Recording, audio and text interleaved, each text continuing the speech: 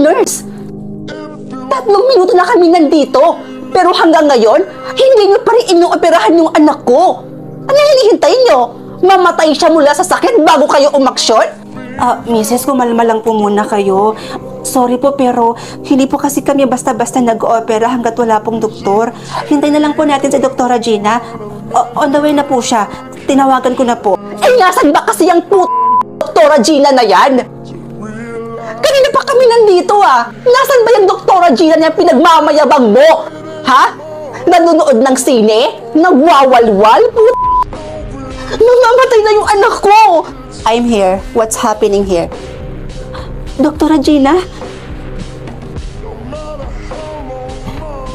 Mabuti naman na dumating na kayo. Ikaw? Ikaw si Doktora Gina? Napaka-irresponsable mo. Alam mo, ang nararapat sa'yo mawala ng lisensya.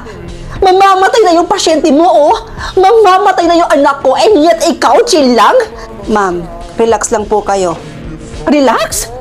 Eh kung yung anak mo yung nasa kalagayan ng anak ko ngayon, ha? Makakapag-relax ka pa ba, doktora?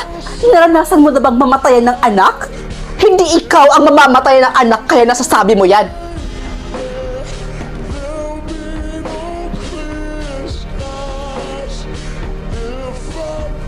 Doktora, excuse me po.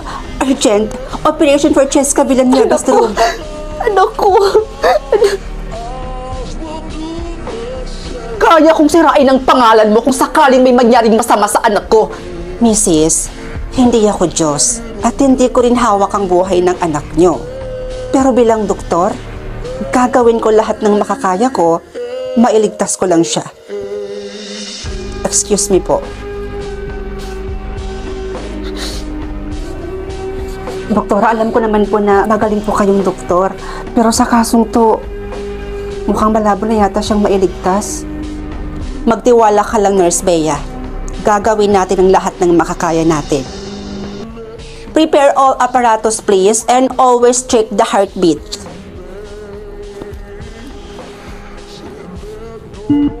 Doktora, paano kung hindi na natin siya kayang iligtas?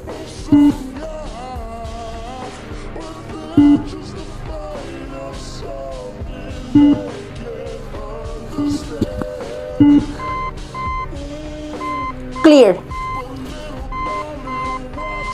Doktora, wala na po talaga eh.